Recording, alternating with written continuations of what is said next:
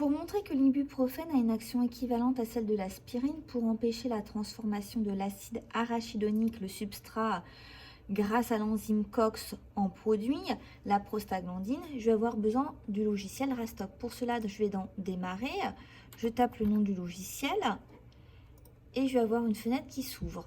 Ensuite, je vais aller dans Fichier ouvrir ou tout simplement Ouvrir. Puis dans Mes espaces, ressources pédagogiques, SVT, banque de données, banque de molécules, immunologie, médicaments anti-inflammatoires. N'hésitez pas à aller dans tout fichier si jamais vous ne visualisez pas les fichiers. COX-1, acide arachidonique. Puis en deuxième, je vais COX-1, aspirine. Et enfin, COX-1, ibuprofène. Je vais pouvoir mettre ces fichiers côte à côte grâce à l'icône ici avec les 4 rectangles blancs qui sont les uns à côté des autres. Maintenant que c'est fait, ce que je vous propose de faire, sachant que l'ordre est assez aléatoire en fonction de ce que vous préférez faire, c'est de pouvoir afficher en mode ruban pour pouvoir bien visualiser les structures. Sachant qu'à chaque fois, on a une enzyme et un substrat, puisque COX-1 plus acide arachidonique, aspirine ou ibuprofène. Je vais aller dans ruban, afficher seul, et puis je vais pouvoir le colorier par exemple en bleu. Je peux également mettre le fond blanc. Je vais pouvoir faire ça pour les autres.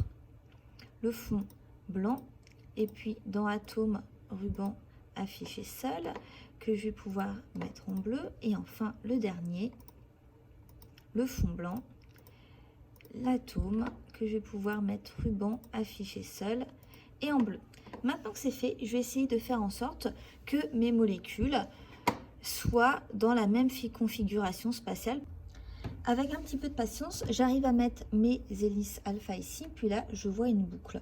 Je vais maintenant pouvoir peut-être mettre en évidence les différents substrats. Pour cela, je vais aller dans le premier, acide arachidonique, et je vais taper ACD, puisque ça va être le diminutif de cette molécule.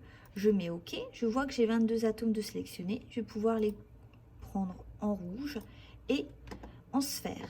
Je vais faire la même chose pour l'aspirine. Attention, ACD ici ne va pas fonctionner. Il faut que je tape SAL. C'est indiqué dans la consigne, dans la mise en situation et les recherches à mener. Je mets OK. Je vais par exemple les mettre en vert et puis en sphère. Donc je vois ici. Et enfin, pour le dernier, pour l'ibuprofène, c'est IBP. Je vais mettre OK. Je vais mettre en violet et en sphère.